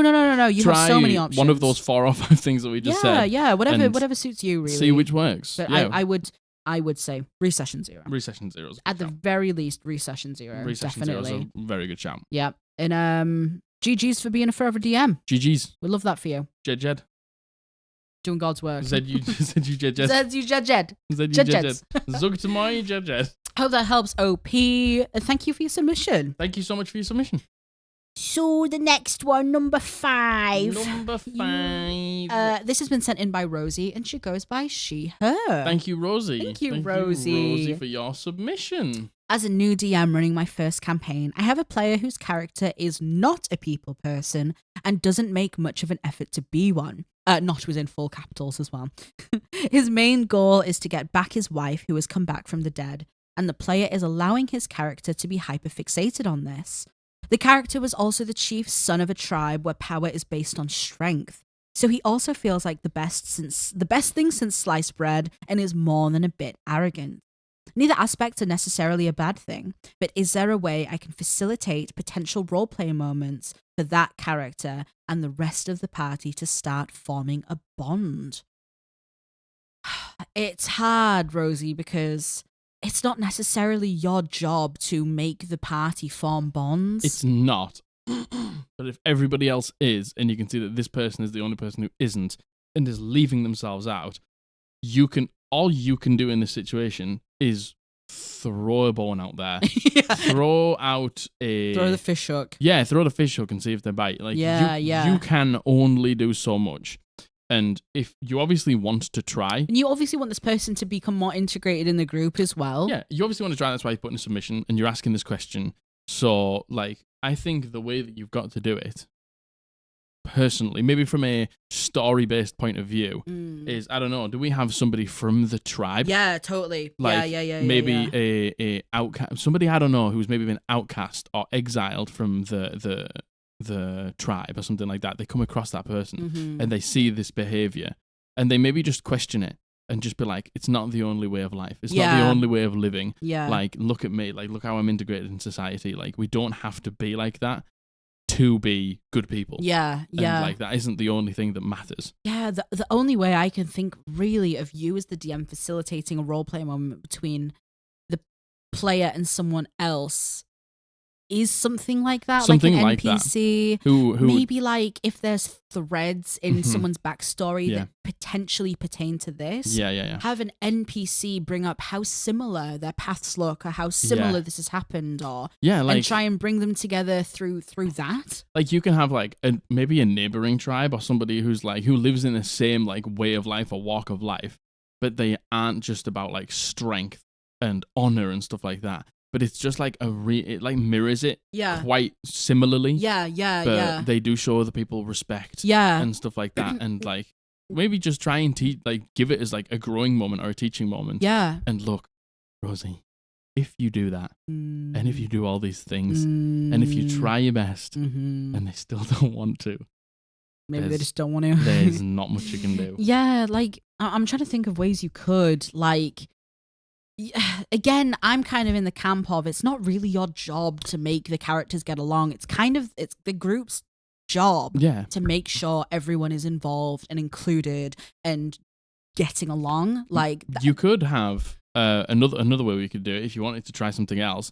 Is do you have like somebody who's a really fantastic role player in the group? Yeah. Maybe like the leader of the group or something like that, the self-anointed leader or whatever it is, and go to them and just be like, I'm really struggling to like break this person out of the shell or out of the mold and trying to get them to like build bonds within the party. Yeah, could you please? Could you help me? Yeah, could you help me? There's nothing wrong with doing that either. There's nothing wrong with nothing doing wrong that with doing at that. all. No way. Like having them go to this character and just like talking to them about the way of life and being like, that's great and stuff, but like for now while you're here, we'd love to have you like involved. Yeah, totally. Maybe you could do something with an NPC who was an exact mirror of this person's character. They were strong, they were arrogant, and then they lost it all. And now you see them from the other end of things, having lost it all and being like, I wish I had tried more with the people around me. Yeah, exactly. Like, show them an in-game example of what could happen if you are too arrogant and you think you are too good for the party. Do you know what I mean? That's how I do it, because that's like... It's like looking in a mirror, isn't it? The way I like to DM. Yeah, same. That's how I would like to see it as well. But I also have very strong role-playing players at my table who will understand that this is like directed at them. Totally. And like for them. Yeah.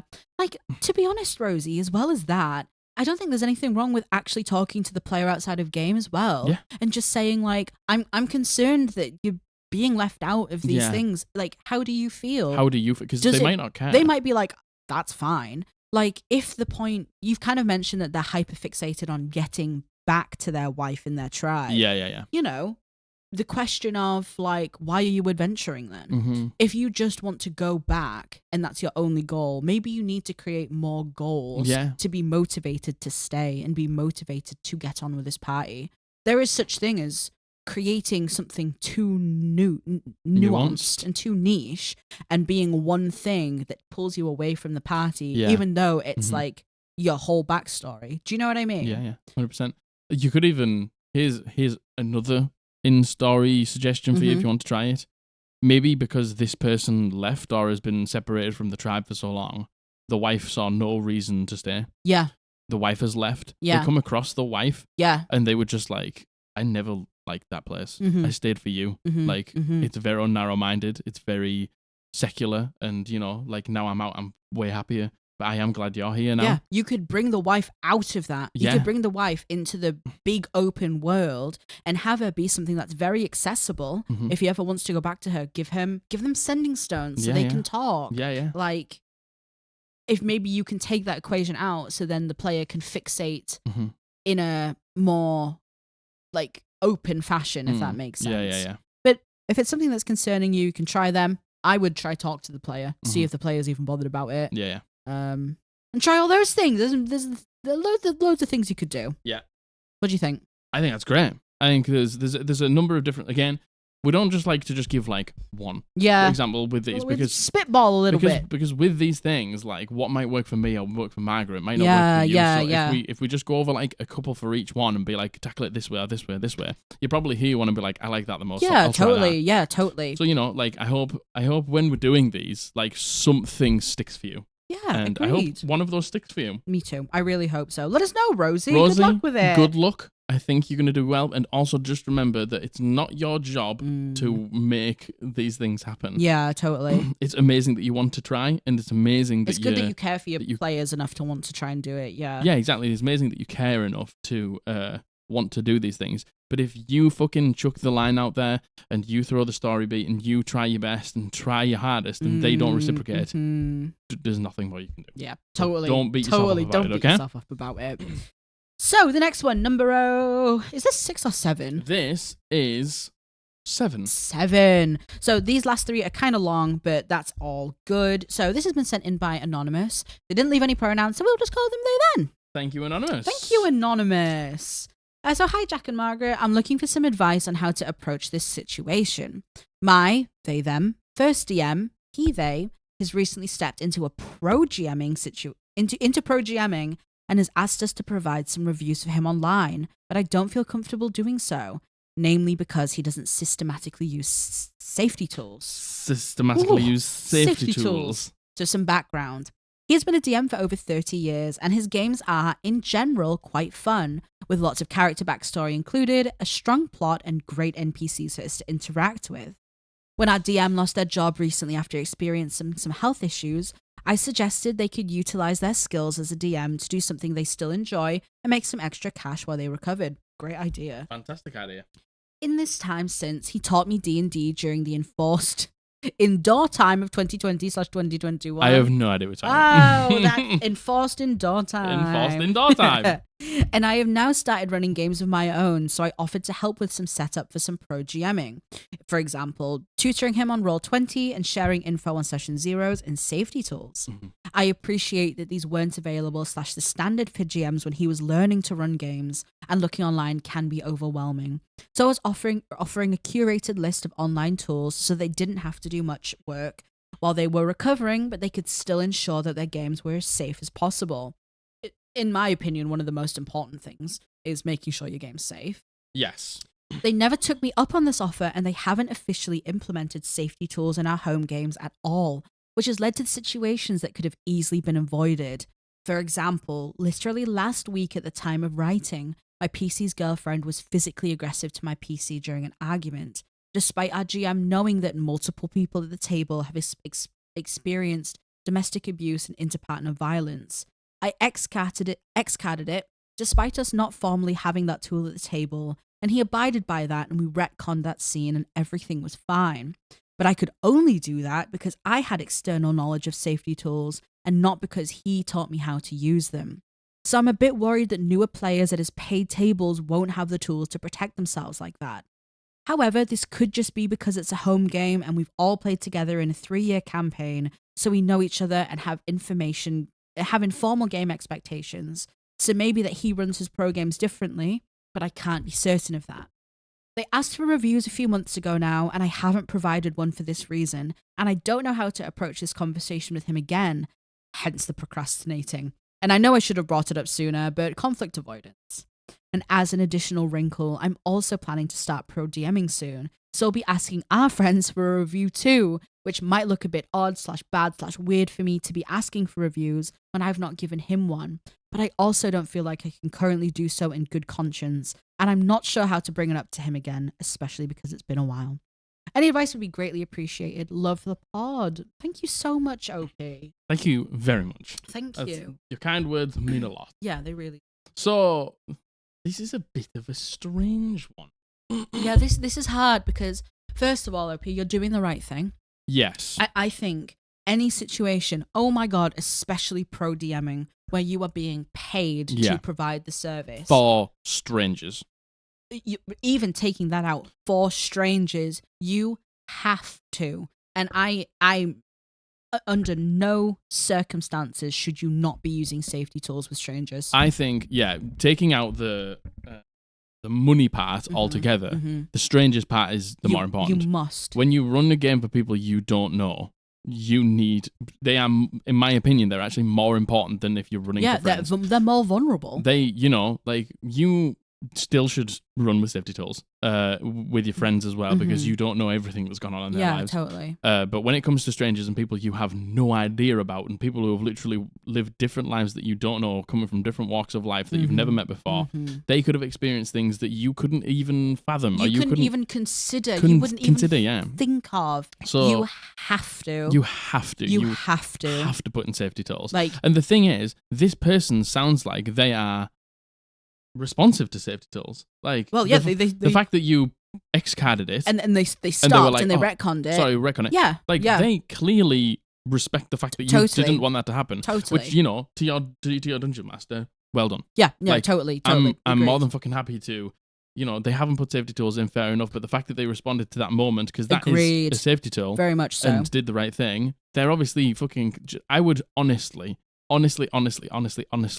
go to this person and just say, I want to give you a fucking review because you're a great DM, you run a fantastic game, and you are respectful of things that we want and we don't want. but you do need to put in safety tools. Yeah. And just be honest with them. Be like, I want to give you a review, but I can't in good conscience do it. Yeah. Because you don't implement safety tools. And I would also say, like, I also think you should not be pro DMing without safety tools. Yeah. Like, and explain exactly why. You know why you need safety tools. Yeah. You can put it into words exactly why they're important, and it doesn't have to be this like confrontational, No. It doesn't like need to be awkward thing. You can just say like, listen, you're gonna pro DM, and for your safety and for everyone else's safety, you have to put these in. Yeah. Like, it's not hard. Like, you can literally just send out one question. Literally question. Before you start. Is there anything you don't want me to touch on in this game? Yeah, literally, that is it. Yeah. That is it. It doesn't have to be tick lists. It doesn't have to be tick lists, and doesn't have to be like, because people, like, it's because they see the they see the liberal left leaning people who are the people who like really fucking give a fuck about safety tools like us, and they see that we want to make them fun, and so people like color them in and put like beautiful like flowers on it and make it like this nice thing, and they're like, you're fucking soft as fuck. So it's just like, it literally safety tools can be, is there any themes you don't want to be explored in this campaign? Yeah. Just message me back with it. And they are anonymous, and that is it. Yeah. And it needs to be no more than that. And simply as well, at the table, if there's anything that does cross a line for whatever reason, you can feel comfortable saying, can we skip this? All you need to do is be able to X-card it. Yeah, X-card it. Literally X-card it. Is there a phrase that you say is just like, I don't want to explore this, can we move on? Yeah. Like, simply. That is it. That is all that needs to be done. It Yeah. doesn't need to be this massive thing. And look, and I know that there's so many people who are like, it's tough because we talk about it so much on these podcasts, and there's people who've ran games for years who are friends with their mates, and they've never seen anything or explored anything that's ever brought this out. Yeah. Then they listen to our podcast, and then they're like, I'm a shit DM because I haven't. No, you're not. No, oh my God, no. No, you're not. Like, no. And I understand that maybe you don't need to do it in your mate's game that you've ran for years and nobody cares. Yeah. That's fine. That's fine. Like, don't think you're a shit DM because of it.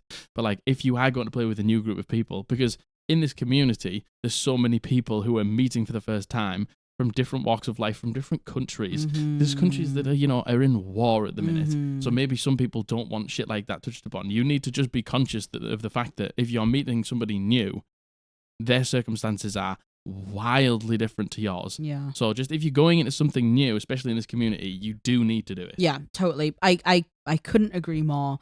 It is a must. It's simply a must. And OP, you can say that. You can say that. You're just giving advice to your friend. And again, I really want to give you a review. You are an amazing DM. It would be my pleasure to give you a review. And I'm sorry I haven't up until this point. I didn't want to upset you, so I didn't know how to approach it. Yeah. But now I feel like I need to say it. Yeah. Because I'm doing the same. You must have safety tools. You have to have like, safety it's tools. as simple as that, and if he's obviously receptive to it. Obviously, because he literally... Because they did it. Because you don't even have safety tools implemented in your game. You X-carded something. Yeah, and they did it. And this person was just like, oh, sorry, let's just retcon that and move on. And I understand when they first started DMing, like, he didn't have those tools. I get it. Yeah. I get it back then, 30 years ago especially. 100%. But that's the joy of being a human. You get to evolve constantly. And, the fact that he's been DMing for 30 years... trust me, there is people out there who've been DM for 30 years who would see you try and X-card something and retcon something and be like, flame you out. They'd be like, shut the fuck up. Yeah, totally. Like, so the fact that this person's willing to change, that's fair. Yeah. They just need your hand and guidance here, and it's a great thing that you're trying to do it. So I think you obviously want to have the conversation. That's why you've put in this, and I think what Margaret said there was fantastic. Let's go with that. Yeah. Go with what Margaret said. Thank you. I can't recall exactly what I said. Well, it's all right because you can it's on camera, you baby. You can rewind it. I really hope that helps. Yeah, I hope that helps. I really hope that helps, OP. Like, I want to. Yeah. I want to give you it. Yeah. And also good luck to you as well for your professional good luck. GMing. I hope you have a good time. I really do. If you're in the Discord, you can post your paid DMing wherever they can find you. Yeah, we have no problems with people posting paid games as long as they are hosted through safe, trusted websites. Safe, trusted websites. Yeah.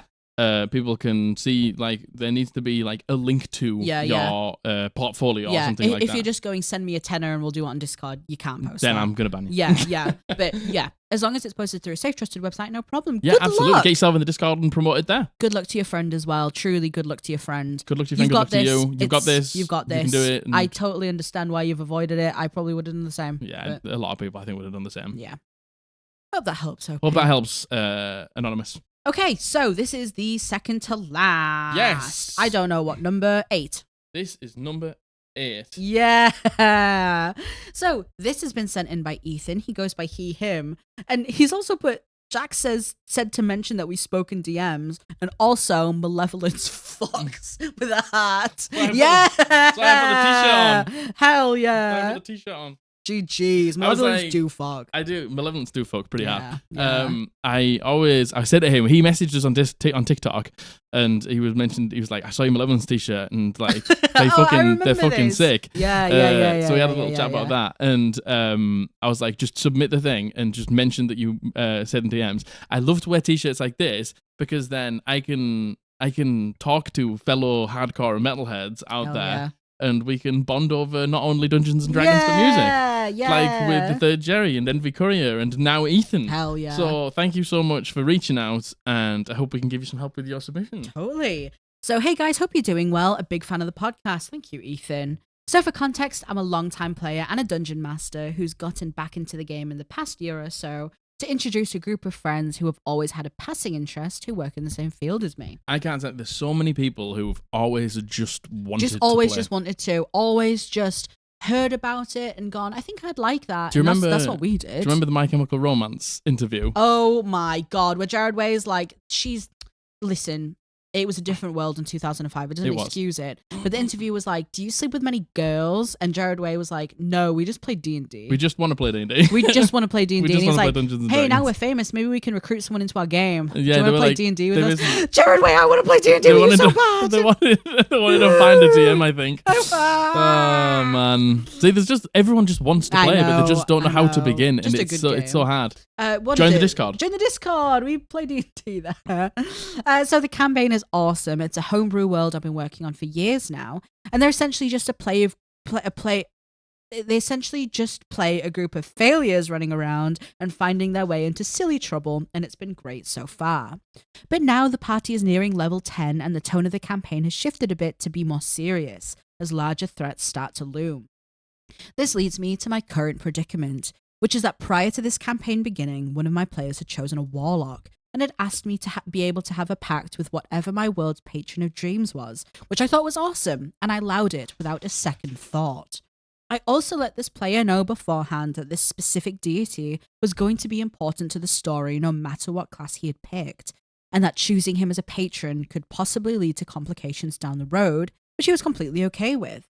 Now, throughout the campaign, I've placed many interactions where this warlock can gain boons or gifts from their patron, but this is where my issue arises.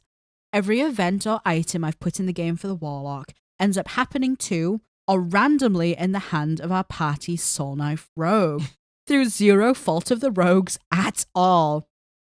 Whether it be the warlock deciding to go back to keep to the rest, or he fails his investigation checks, the rogue has now acquired almost every boon intended for the warlock. As most of my boons aren't casting related, it means the rogue can gain use from them, and the majority of the time ends up keeping them, as he doesn't realize it was intended for a specific player. This would not be an issue, except the fact now that my rogue has asked me that in the final battle with the BBEG, he be inhabited or mind-controlled by this deity, as we both agree it would be the most flavorful for the story, but it feels as if I'm almost ripping the story away from the warlock. At this rate, I worry that towards the end of the campaign, the warlock may lose his pact, and that the player may feel completely robbed and useless after such a long-time investment, not being able to use the class he so carefully crafted. Any thoughts or advice would be appreciated, or should I just tell the rogue that we can figure something else out and make sure the warlock has his moment? Also, P.S. I fucked up my submission the first time didn't realize this was the box. Yes, I thought that he didn't just left a submission that just said he, him. Oh my god, this happens The so amount of much. people that do that, oh it's my unreal. god, I'm not kidding you. Like hundreds of submissions We get with hundreds just of he, him, He, him. She, her. They, them. they, them, anonymous. Yeah. So, okay. That's a pickle. Okay. That's a little bit of a pickle. Okay. Man, I've got a little tool for you going forward. If there is any more, because maybe you can just give out extra boons now. Because nobody fucking realised. No one knows. It doesn't matter. Yeah. But maybe if you do find these things Yeah. going forward, they can only be attuned to by the warlock. Yes, indeed. That means you can safeguard that item. Yeah, for the warlock. And you know, it isn't as black and white as this is your patron giving you this. It's just can only be attuned to by warlock. By warlock, yeah. You know what I mean? If you want to subtly go about it, the other way you could go about it, a way that you could go about it where you do that and it is very obviously given to them by the patron, is they're the patron of dreams. Mm-hmm. I love to do things within dreams. Give it to them in a dream, baby. Let's say that they fucking wake up in a dark room and they see I don't know, you can go flavor it however you want. A little stinker. But within the dream, they find an item. Yeah. And then when they wake up, they're still holding the item. Yeah. Boom. There you go. Boom. Thematic. Super simple. Super simple. Super simple. I wouldn't now take away anything from the rogue. Yeah, I wouldn't either. That feels bad. Feels bad. Maybe they could be like similarly themed.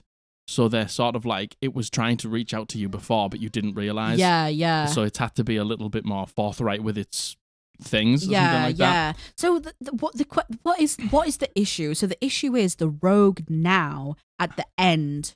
Is that what it's saying? In the final battle with the BBEG, he wants to be inhabited or mind controlled by the deity, and then they're the same deity.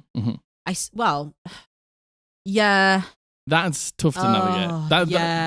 That, to me, that comes down to you. Like, is that thematically possible? Is that what you want to happen? Yeah. Like, you need to sort of think about, like, is that the right thing? Can you get mind controlled maybe not in the BBEG battle? Yeah. Can it come a little bit earlier, maybe when the stakes aren't quite as high? The thing I'm wondering is, right, if they're not certain, like, what these items were for, who they were for, like, do they know that it's the same patron? True. Do they know this? Because they don't have to be if you don't want them to be. Yeah, if they don't know, and you know for a certain fact they don't know that this is the same patron, just change it.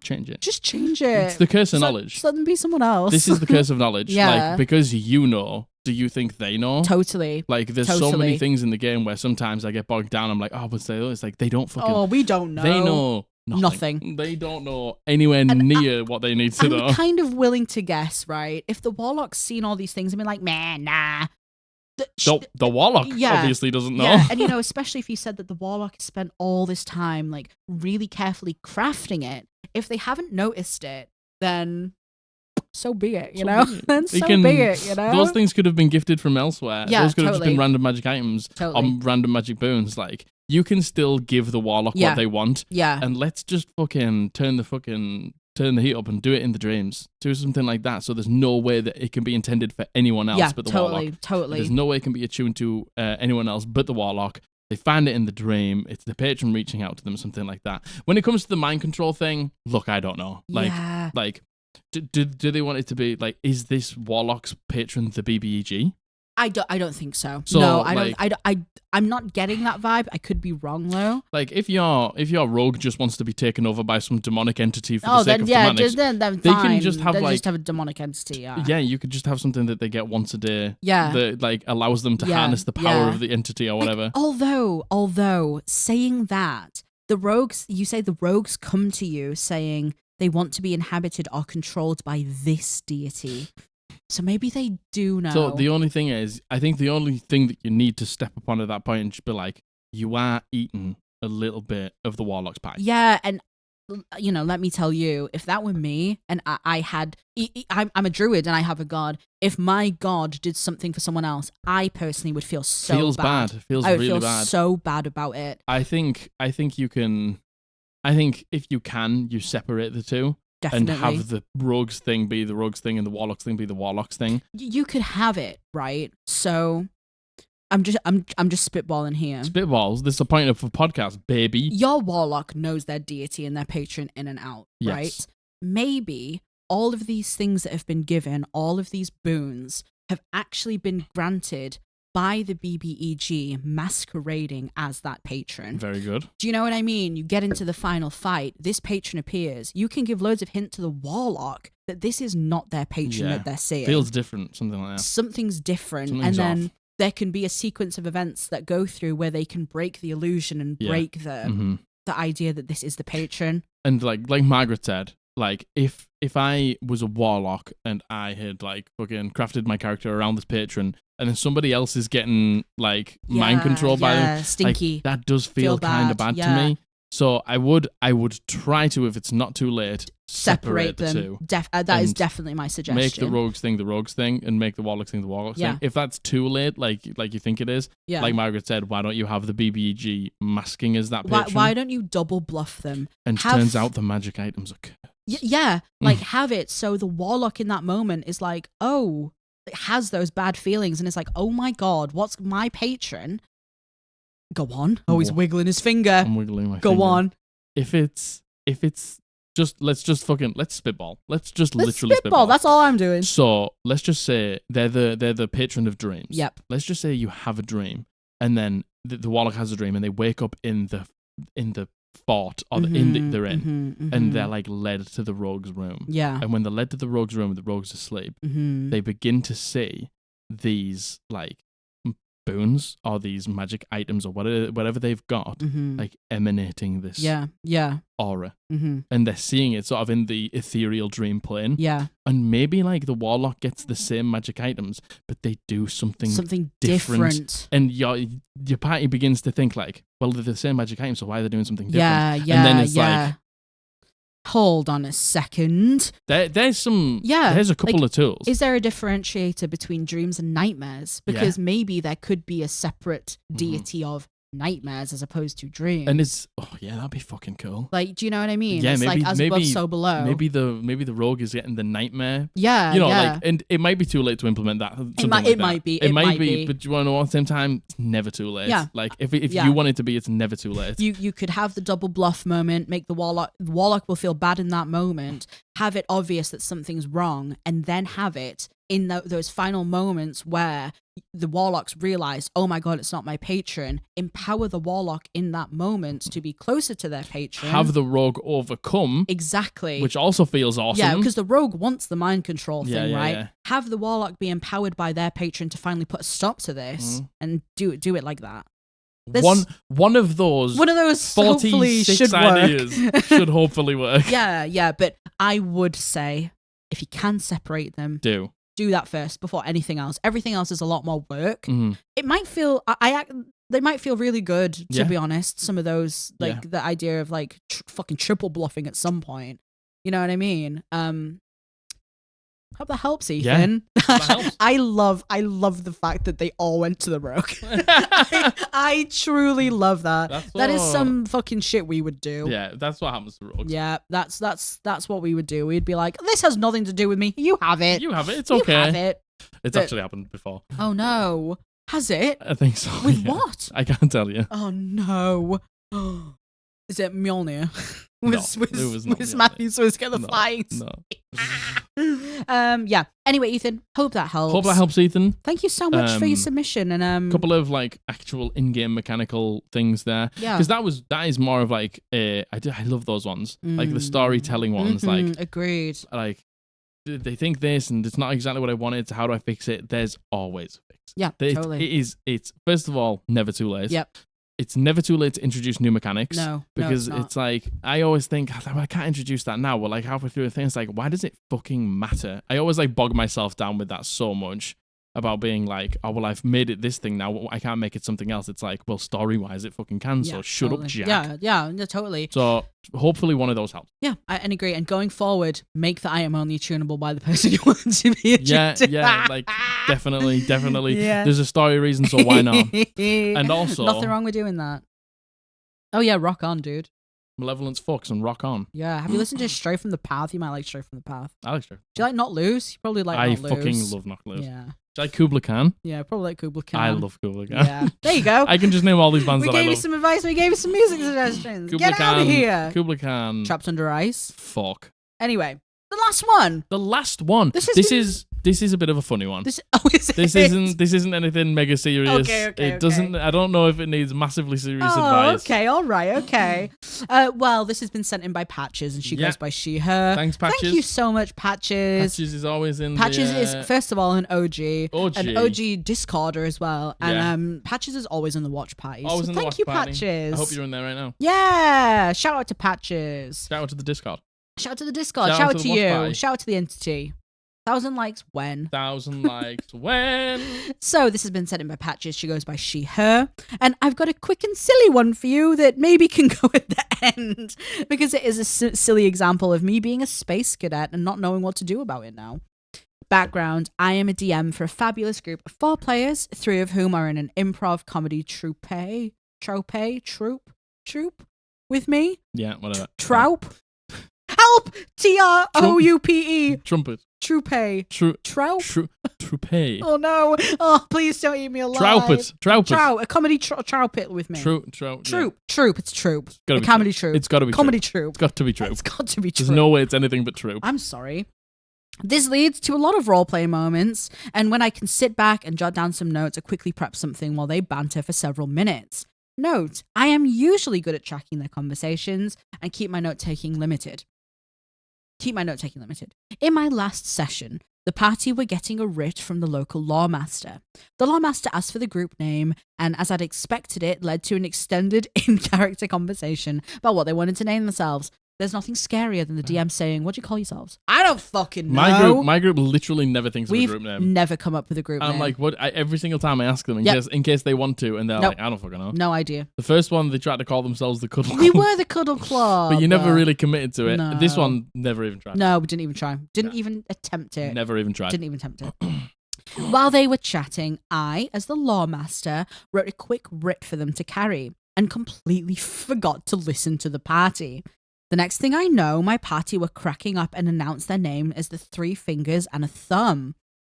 Y'all, I had no idea where this name came from, and I truly cannot fathom what it means. They are a party. The party are a halfling bard, an owlin sorcerer, a gnome rogue, and a half-elf cleric. Sorry, Margaret, I know that's a lot of smalls. It's a lot of smalls. There has been no... There has been no finger, hand, or thumb-related inside jokes in our 6 sessions so far. The plot has nothing to do with hands or fingers.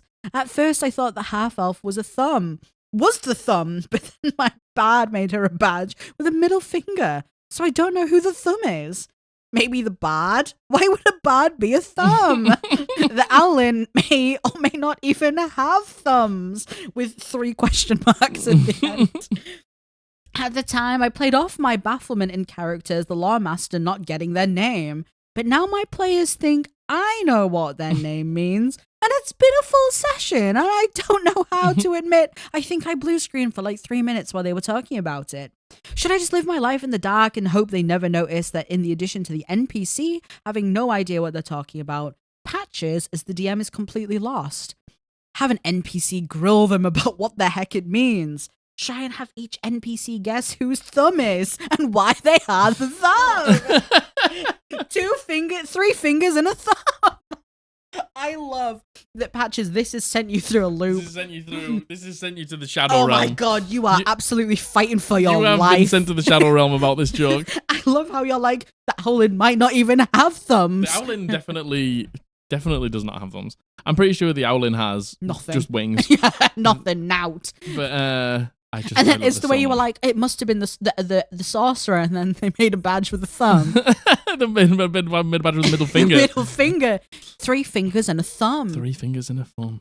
So I think the community needs to try and figure out why. I think we all need to put our collective heads together. Why are they called 3 fingers Why are they and a called thumb? 3 fingers and a thumb? Tell me why. A halfling bard, an owlin sorcerer, a gnome rogue, and a half-elf cleric. Tell me why. Tell me why. Tell me why. Tell me who the thumb why. is. Tell me why. Tell me who the thumb Who's is. the thumb? Who's the thumb? Who's the thumb, and why are the other 3 fingers? On a completely serious note, Patches, I think it would be so much funnier for you to get the NPCs Oh my God, to do your job. When they announce themselves as Three Fingers and a Thumb, be like, what the fuck is that name? Why are you called Three Fingers and a Thumb? I think that would be so much funnier. Try and draw out of them why they're called Three Fingers and a Thumb. Oh my God. Like, to covertly try and get the information, that would be so funny. But, you know, on a realistic level, if it were me, I'd be so upset about missing the inside joke, and I'd be like, what does it mean? What does it mean? What does it mean? I do this all the time.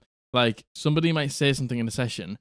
You know, I'm more than happy to steal ideas from my party if they say something more creative than I thought of. Yep, that's the joy of the DM, baby. They'll say something and I'll be like, oh, and I'll start to like write something down or like research something, and then they'll say something and I'll be like, huh? What? Who am I? What am I? What'd you say? What am I doing? Sorry, what was the question? Hello? You know, like that's, you know, you've as a DM when you sat behind the screen, You got a lot of plates to juggle. there are a fucking 1,000 things running through your head. Yeah, there's a lot of things. At any one moment. Yeah. So don't beat yourself if you miss something. Yeah, like on a serious level, if you just ask them, they would totally understand and they would totally tell you. But this is also fucking hilarious. This is also so fucking funny. I want to find out why they're called Three Fingers to the Thumb. Through interpretive dance with an NPC. Oh my God. That's how I want That's to the know. only way. That's the only way.